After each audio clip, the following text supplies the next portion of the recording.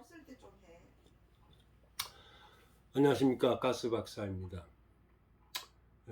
요 전 시간에 올린 그 동영상에서는 제가 조금 약간 흥분했던 것 같습니다. 지난 시간에 이어서 역류성 식도염에 대해서 조금 더 말씀드리겠습니다.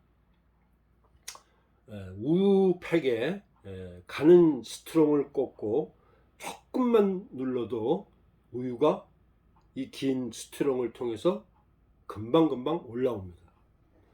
그러면 조금 더 굵은 스트롱을 꽂으면 압력을 똑같은 압력을 조금 누르면 올라오지 않겠죠.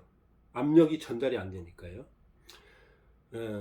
좀 더 굵은 스트롱을 꽂으면 더 많은 큰 압력을 주어서 눌러야만 우유가 올라올 것입니다.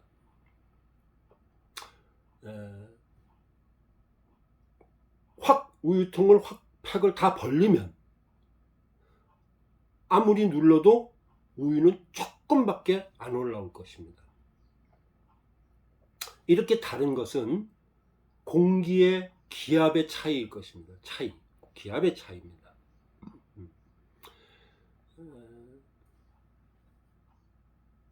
위장 속에서 어떤 그 답답함이 있어서 뭔가가 올라올라 그럴 때 그 올라오는 그 관이 아주 실같이 가늘을 적에는 위액도 딸려 올라올 수 있는 것입니다. 그러나 그 올라오려고 할 때 목구멍을 탁 벌려서 크게 벌려면 가스만 올라오는 것입니다. 우유통에서도 마찬가지입니다. 또 간단한 설명으로 물병에다가 물을 부을 때 사실은 물이 졸졸졸 들어가는 것은 그 물의 부피만큼의 공기가 병 속에 있던 공기가 빠져나오는 게 눈으로 안 보이지만 빠져나오기 때문에 물이 들어가는 겁니다. 그걸 꽉 전부 다 봉하고 물만 들어갈 수 있는 구멍만 넣고 물을 집어넣는다 그러면 물이 잘 안 들어가는 것이 사실입니다. 뭐 이렇게 해서 설명이 다 될지 모르지만은 제 글을 더 참작해 보시기 바랍니다. 그래서 역류성 식도염으로 고생하는 분들에게 제가 이런 조언을 드립니다. 병원에 가서 처방을 받고 약을 복용하는 것은 좋습니다. 그러나 가스를 빼보십시오. 역류라는 것 자체가 일어나질 않습니다. 역류라는 것은 식물, 위액이나 뭐 밥풀이나 이런 거에 역점을 두어서 주안점을 두어서 지어진 말이고, 진짜는 그 동력이 되는 가스인 것이고 트림인 것입니다. 가스만 나와 버리면 그 위액을 움직이게 할 수 있는 동력은 없는 것입니다. 움직일 수 없는 것입니다. 밑으로 내려갈 뿐입니다. 더 이상 자세한 설명은 뭐 제가 트림요법을 배우는 분들에게 더 자세히 말씀드릴 수 있는 것이고, 여기서는 이 정도로 하겠습니다. 결론은 무엇이냐 하면은 트림요법의 결론은 이렇게 퉁퉁퉁퉁 두들겨서 이렇게 트림을 하고 또 트림 티우기라는 과정을 거쳐서 트림을 하게 되면은 그것이 시작인 것입니다. 시작. 물론 그 정도 해가지고도 정말 엄청난 효과를 느끼는 사람들도 많이 있습니다. 왜? 답답할 때 그렇게 해서 트림을 하면 뭐 금방 시원해지고 금방 살아나니까요. 금방 숨을 못 쉴 것 같아서 금방 살아나는 것이 사실입니다. 그러니까 증명이 되는 것이죠. 그러나 그런 정도 해가지고 무슨 특정한 그 어떤 증상들이 확연하게 개선되고 이러는 것을 바랄 수는 없습니다. 아주 건강한 사람들은 아주 일시적으로 장내가스가 찼을 때는 아주 큰 효과를 볼 수도 있죠.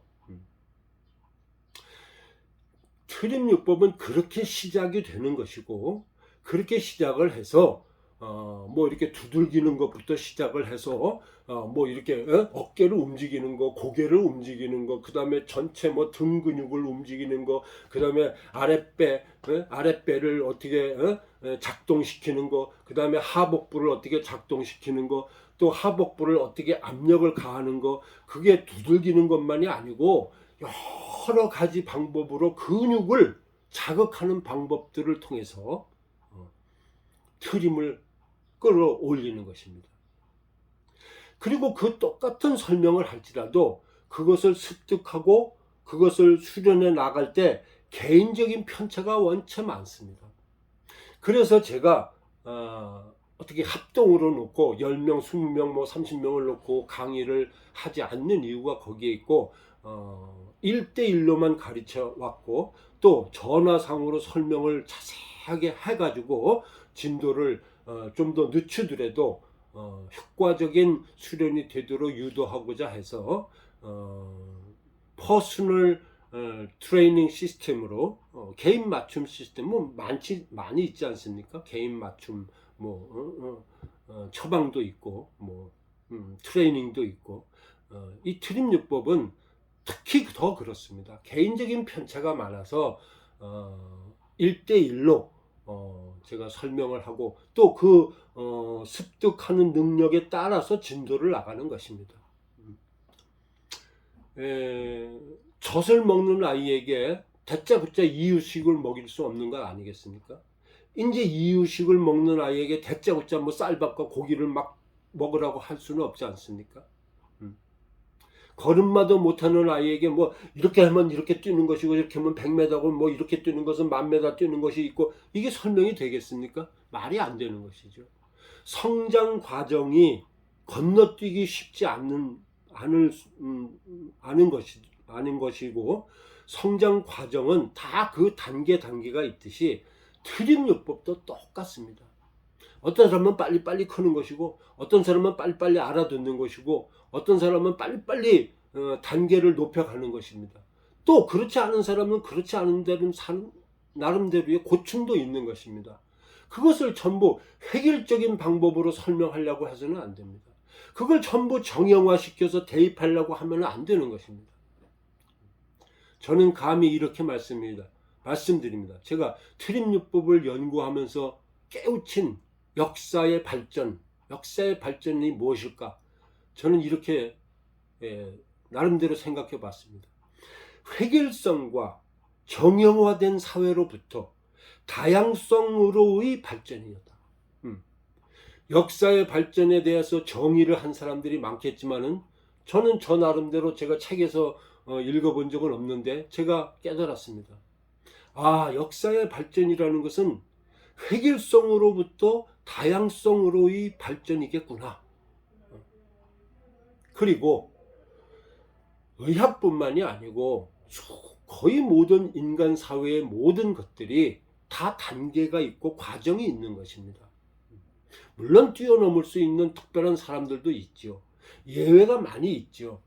그러나 대부분은 다 시간이 걸리는 것이고 단계가 있는 것이고 또 획일적으로 정형화된 방법으로 설명할 수 없는 것들이 너무도 많다는 것입니다.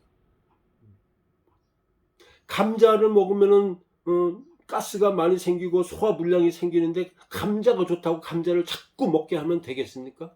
물도 안 내려가는 사람에게 물을 뭐 2리터씩 마셔라 뭐 자꾸 이런다고 그게 되겠습니까? 부작용만 나타나는 것입니다. 체질을 뭐 4가지 체질, 8가지 체질을 딱 나눠가지고 뭐 너는 이렇게 먹고 너는 이렇게 먹고 이렇게 그게 다 적용이 꼭 되겠습니까? 안 되는 것입니다. 먹어봐야 하는 것입니다. 치료 어떤 처방을 받았을 때 조치를 받았을 때 나야 낫는 것이죠. 99명이 나도 단 한 사람은 낫지 않으면 그 사람에게는 그거는 안 맞는 것이고 안 낫는 것입니다.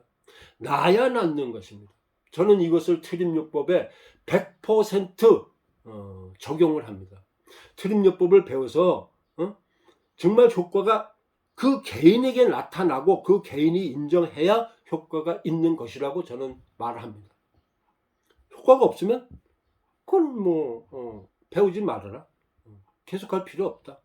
당신이 필요하고 당신이 느껴서 정말 당신 몸으로 체험이 되어서 효과를 확실하게 느낀다면, 당신이 배우고자 한다면 7단계까지 가르쳐 줄 수 있는데, 내가 당신을 계속해서 배워라, 2단계를 배워라, 3단계를 배워라, 저는 절대로 누구에게든지 이런 말을 해본 적이 없습니다. 왜? 그게 적용이 될 수도 있고 안 될 수도 있고 제가 모르는 것이기 때문입니다. 제가 모르는 것을 아는 척을 해봤자 그건 저의 권위만 자꾸 주장하는 일밖에 안 되는 것입니다. 인간의 건강과 질병과 노화와 장수에 관하여, 또 현대의학의 모든 시스템들이 좀 다양해지기를 바랍니다. 몇 퍼센트의 효과가 있는지를 이야기하고, 효과가 없는 사람들에게는 또 빨리빨리 다른 조치들을 해야 되는 것입니다. 똑같은 의학적 조치들로 똑같은 효과를 기대하고 희망하는 것은 넌센스일 뿐입니다. 조금 더 이야기하고 조금 더 나가면 제가 너무 많이 나갈 것 같아서 오늘은 이 정도로 마치려고 합니다. 다음 시간에 다시 뵙겠습니다. 대단히 감사합니다.